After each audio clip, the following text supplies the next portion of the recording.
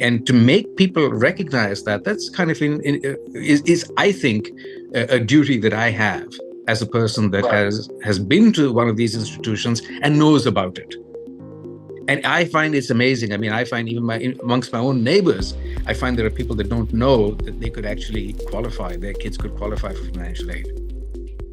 Hello, everybody. Welcome back. It's your favorite time of the week. It's my favorite time of the week. It's time for Leaders Talk. As usual, I am your intrepid host, Andrew Dupy, head of communications here at Leaders Brands. And today I have a great guest with me, someone that I have been working with for some time. So we've already had quite a few conversations leading up until this point.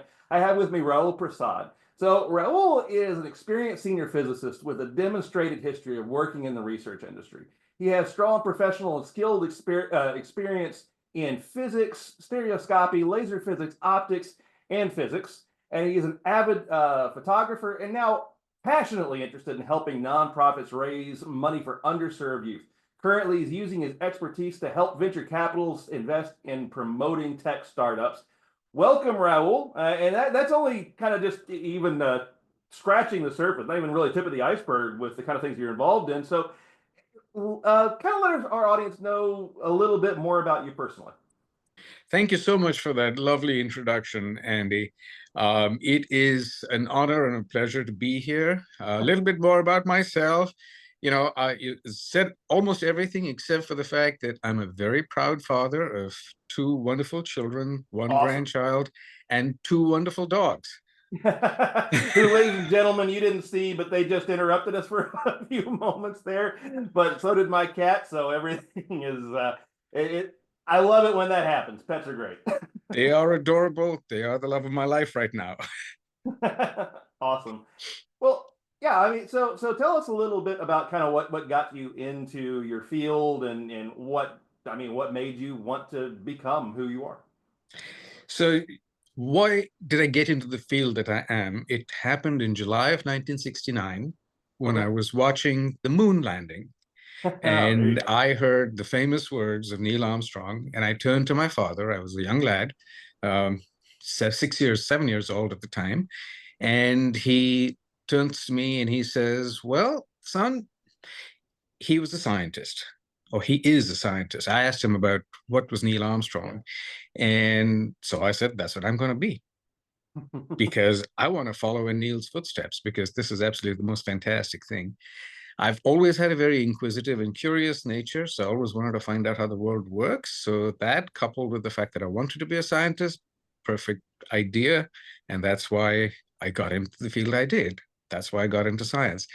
Now you might ask that what made me turn from that and go into raising money for children. Well, I've always believed that children are our future, and you got to do something for them. Otherwise, the human race, as we know it, is not going to be around for very long. Mhm. And so to help children that are less fortunate than I was growing up is what is my passion. And I decided that I needed to make a change, move away from working in science, and do other things. Well, I mean, I think there's not that much of a change because I've always looked at the sciences as ways to advance the human experience and ways to Yes. advance our knowledge.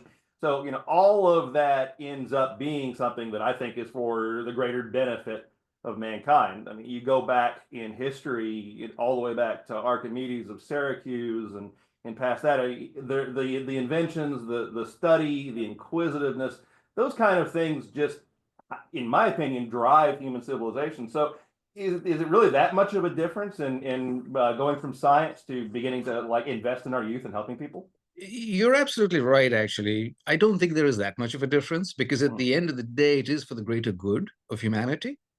yeah, It is, in one case, it is by seeking knowledge and therefore to create advancements that help make our lives better and make right. us more productive and produce more for society. In the other case, it is to help bring the children, who are the next generation, into the same Mhm. level that we are at, Right. so that they don't get left behind. We need to make sure that our children are taught and can do things the same way as we were taught, and can do things the way we do, so that future advancements can continue. Right. And talent, I believe, comes from all walks of life.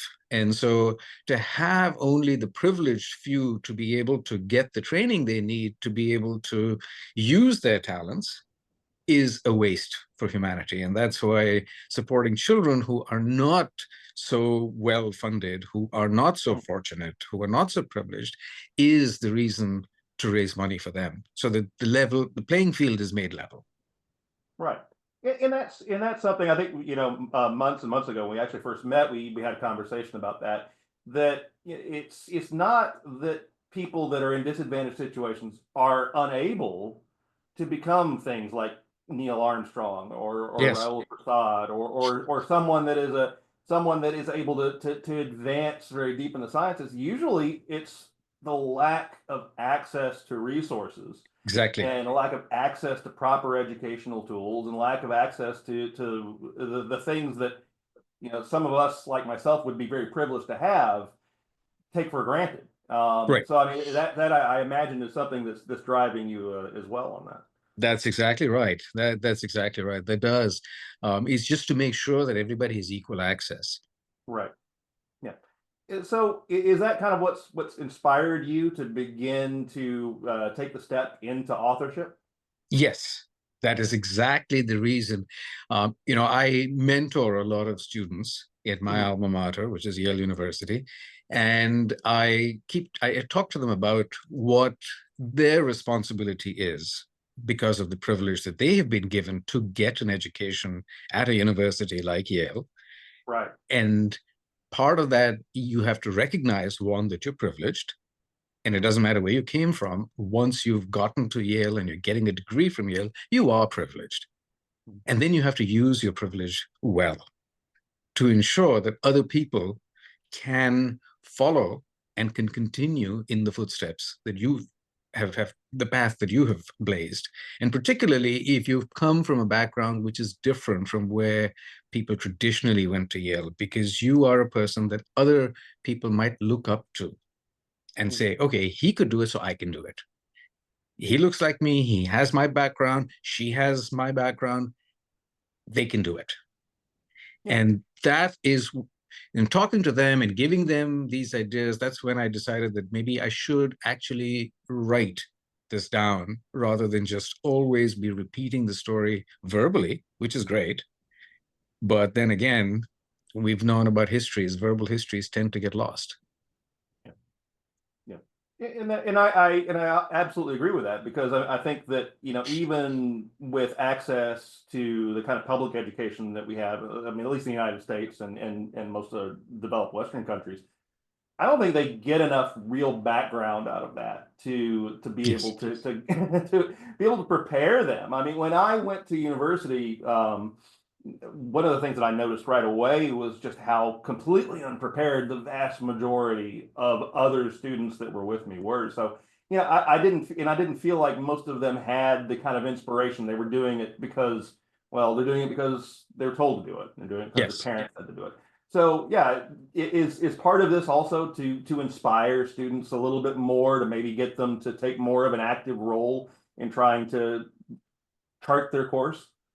Absolutely. I think you're right about that. Um, Part of it is to inspire, Mhm. and part of it is to encourage, and part of it is to let everybody know that you can reach your potential. Yeah, To take no for an answer because you didn't ask the right question doesn't really solve any problem, and it doesn't in any way, shape, or form help you advance. In fact, it holds you back.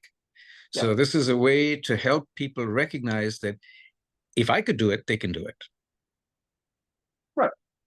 And also, I mean, when you're talking about speaking to people at Yale and students that got there maybe through other means, I also feel that when you have people that go to places like Yale or Harvard, other Ivy League schools, Princeton, what have you, in a lot of cases, you're right. I don't think they necessarily understand that they are extremely privileged just to be there and that there's a bit of a duty of care that you get when you get that kind of an education. I feel Absolutely. have I that think there's you're something absolutely right. I that. felt that way from the day Yeah, I walked on campus. I remember clearly thinking, wow, I mean, did I die and go to Yeah. heaven? Yeah, I mean it's amazing. I mean I'm not going to knock my alma mater. I loved Auburn, but still, that would be just to be there. I would feel kind of overwhelmed Yes, in a lot of ways. Yeah, absolutely. Absolutely. And I think that's what happens. But a lot of times, when you're in the moment, you forget mm, that this is actually not a God-given right, but a tremendous right, privilege. You forget that only 3 or 4 or 5% of applicants actually ever make it. And, right, and, and if you look at the people that are qualified, even in that group, it's a very small percentage. Maybe only 10 or 15% of the ones that are totally qualified. So, in some senses, it is like winning the lottery. right, And if you got chosen, then you do have the responsibility to then use this gift that you've been given wisely. And part of that is to make sure that you actually help other people, you inspire other people. And that's sort of what I have taken to heart, which is my responsibility as a member of this privileged group to help other people recognize that they should be able to share in this. I like to talk, to go to local high schools and help get kids to go ahead and apply to Yale. I show them into other schools like Yale, I show them that they can do it too and that they yeah. shouldn't be That's the thing. afraid. Some people don't even try. Yeah, Exactly. yeah, And a lot of the people don't recognize, everybody thinks that an education, particularly an elite institution, is very expensive. But mm, it isn't, because a lot of the elite institutions do have a significant financial aid package available. And right, most of the elite institutions have what they call need blind admissions. So the people who are looking to give you admission have no idea what your financial basis is, whether you'll be able to pay for yourself or not. You get admission based on your merits. And to make people recognize that, that's kind of is I think a duty that I have as a person that right. has been to one of these institutions and knows about it. And I find it's amazing. I mean, I find even amongst my own neighbors, I find there are people that don't know that they could actually qualify, their kids could qualify for financial aid. Yeah, I mean, I did not have anything like that when I was in high school. When in a senior year, no one discussed, what to go to an Ivy League. I mean, there were a few people like, maybe someone that won the National Merit Scholarship Award, or a few Right. people that were in honor societies. They had specific structures in which they could go and speak to somebody. But I never had a voice like yours that was somebody that guy could go, and I was before the internet. I just dated myself, but it's Yes. still I didn't have something that I could read like that was from someone who had done it, that wasn't the rich white privileged male that's father went to Yale and his grandfather went to Yale and they're in the Skull and Bones. But we'll let it that one out, Ray.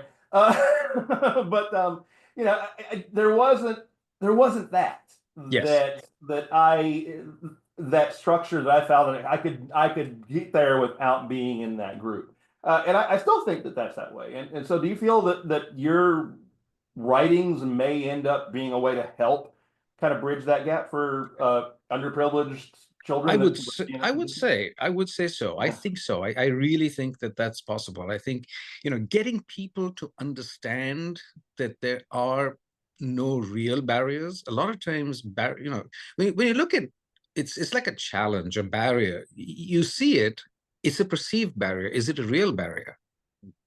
You think there's a wall, but is there a real wall? Or are you just thinking there's a wall because everybody before you has said, no, you can't get in? And so you imagine there's a wall. But then you take the first step and you put in an application. And lo and behold, somebody writes to you and says, you're going to get an interview. And then you have the interview. And then lo and behold, somebody says, oh, here you go. Here is an admissions package. And then you ask the question, so can you afford it? Okay, fine. You can go ahead and you can talk to the financial aid people. And there's a good chance that you're going to actually wind up getting financial aid if you need it. Mm. And in a lot of schools, it's not just, it's more grants than it is loans. So you're not going to wind up with a huge debt.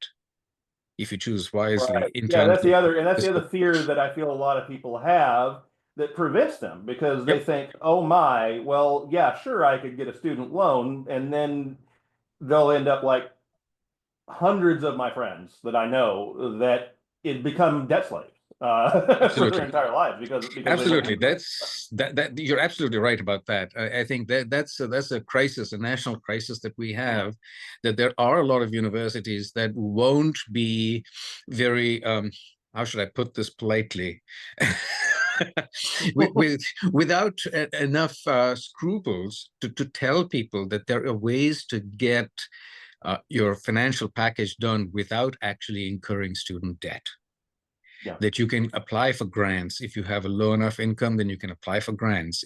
Otherwise, you can do work study programs so that when you graduate with maybe a little bit of debt, but something that is affordable, something that you could pay off in the first few years of having a real job. Yeah. I think it's a really wrong-headed thing, which a lot of institutions will do because they want to collect the money, to actually say, okay, we'll just get you a loan.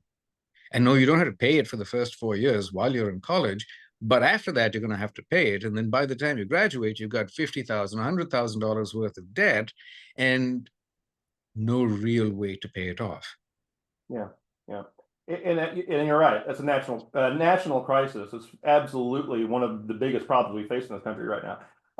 But and I think it also comes down to what you've been saying, and I think also part of why you're a part of the anthology, you're part of Success DNA, is that we're trying to create some voices that are telling people not to hesitate, not to let the doubts and things that come into them. Because when we ask, what does it take to be successful? What does it take to be a leader?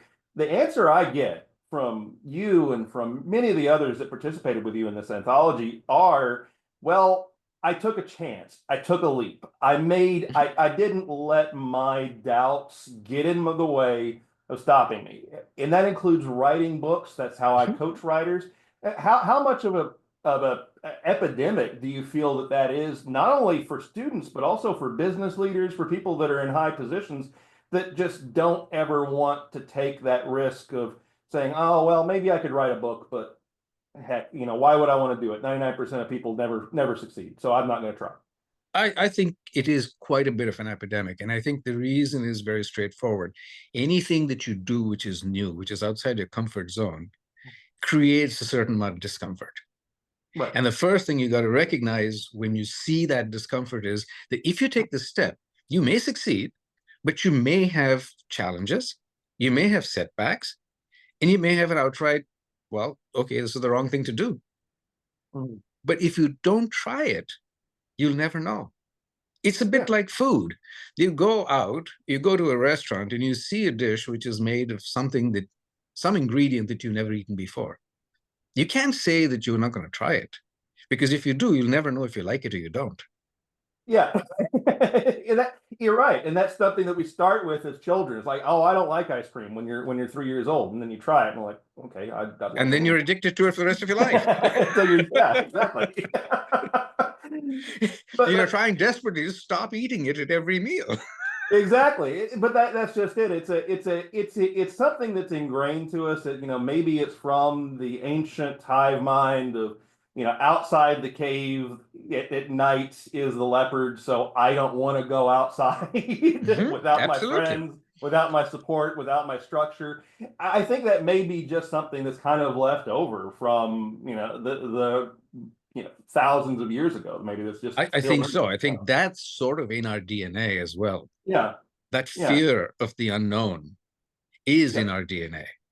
And we really have to use and really use our intellect to recognize that that's just a fear we have. It isn't reality. Mhm. Until it actually manifests itself, it is not real. The Right. idea that when I open the door, I'm going to go out and find a leopard Mhm. is a fear I might have. Yeah. But until I actually open the door, set foot outside and find, oh, wait a second, I live in an area where there are no leopards and haven't been for the past 10,000 years, or Yeah. maybe never were here. Exactly. You're Yeah. you're you're you're going to have that fear, Yeah.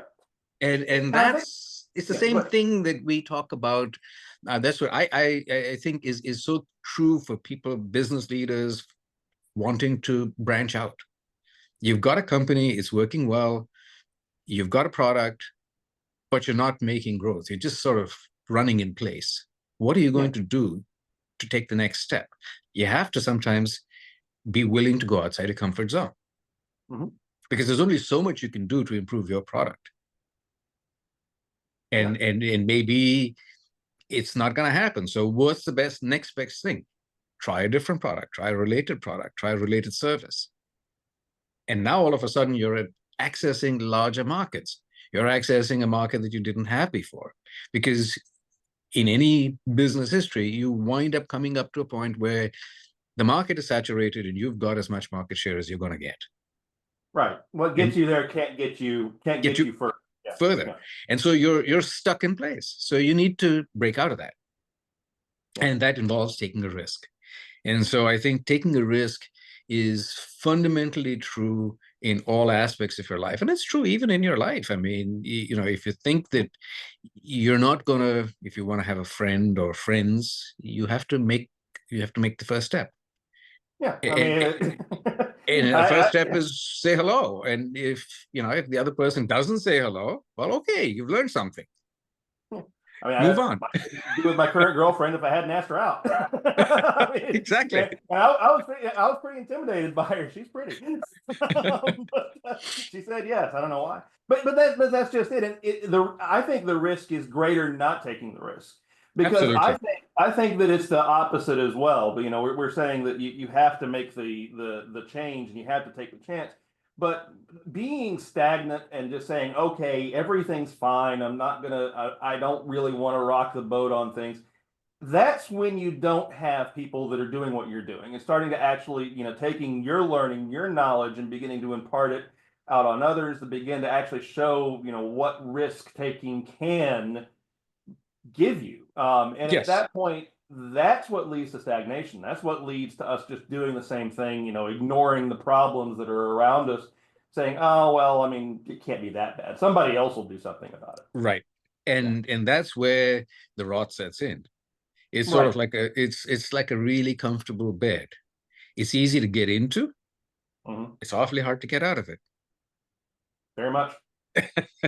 You know, you don't really. It's literally hard to get out of because you're sucked into it. Yeah. And the other aspect of stagnating and not doing something different and not taking the risk, the other risk with that is there could be forces outside of your control that change the landscape. Hmm. And the career path that you're on could suddenly become obsolete. And we've seen that over and over again Just in the recently. past in the Yep. past decade or 2 decades. Yeah. There have The been financial crisis, COVID. Yeah. Yeah. so many different You can't industries. stop it. Yeah. You can't stop it. And if you've never taken that risk and you haven't been a risk taker from the very beginning, I'm not suggesting taking, outrageous risks. I'm talking about the simple little, well, I haven't done this before, but I'll try to do it Hmm. type of risk. Then you've actually done micro pivots, if you will, Yeah. many times. So when the big catastrophe hits and your career path is now cut short because the industry you're in has changed, you can change with it. You can change into something different because you've already done it once before. It's the first step. The first time you take that risk and you get somewhere is the hardest. Right. The second time is easier because you've done it once before. And you say, it actually worked out okay in the end. There Yeah. were bumps along the road, but it worked out. So you go ahead and you stop, think about it, and you say, okay, I'll do it again. And then once you've done it 3 or 4 times, you go, this is no big deal. It's no Yeah. longer a risk. It's normal course of It's now action. part of what you're doing. Yeah. It's part of what you're doing. Yeah, and that's why as a writing coach, I generally suggest that people start small. They Yep. start with a chapter in an anthology. They start with a small personal book, maybe something that if you're in business, maybe a lead generator. It's something that gets your feet wet that says, okay, I can do this. I can write. People will read what I write. Even if I only reach a small number of people, it doesn't matter. I reached a small number of people. If I make one life-changing change with what I write, then it's worth it. Same thing when I was a teacher. So I feel that that's something that is very, very important for everybody to do, is always have something going and always Yes, be working to something that you feel is unattainable. And absolutely. you'll find it's attainable in many cases. Exactly. And that's the thing. And you'll be surprised. I was actually quite surprised to the response that I got from posting on LinkedIn that I was part of this anthology. I wound up having people that I haven't met in, gosh, a decade or more, who wrote and said, "My God, we never knew you were an author." Well, I guess you don't know what you don't know, right? You don't Even know what you about don't know, yourself. but that's why you're here. We're going to make sure as many people know things about you. So, Raul, as we're kind of winding things down, we got to be careful, because I think we could probably talk about this for 3 or 4 hours. Of course. We've been very philosophical, which I love, because I think this philosophy is very important. I think it's important, especially for people that are thinking about writing. Taking that step is a big deal. But just kind of maybe leave our audience here with a golden nugget, maybe something you haven't covered, something you feel like you just feel that they could take and use tomorrow, and maybe that will help them actually achieve those goals they want to achieve. I think the biggest thing is to channel your fear into action.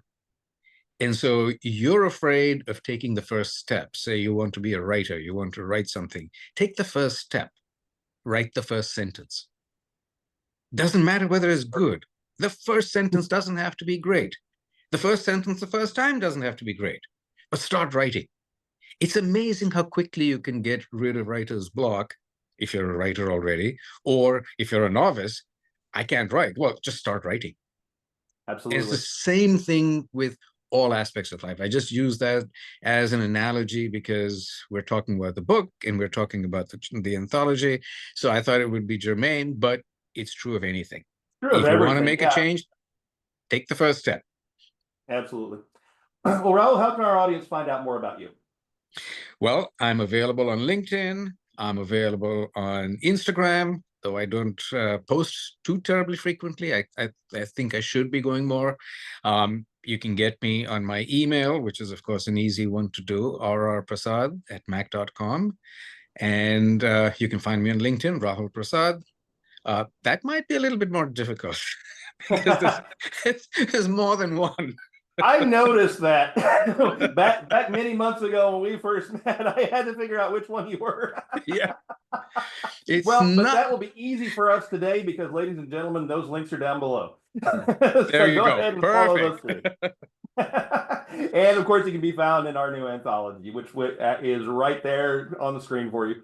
Raul, thank you so much for being here. We're going to have you back on again a little later. I will to kind of touch back, see how things have done.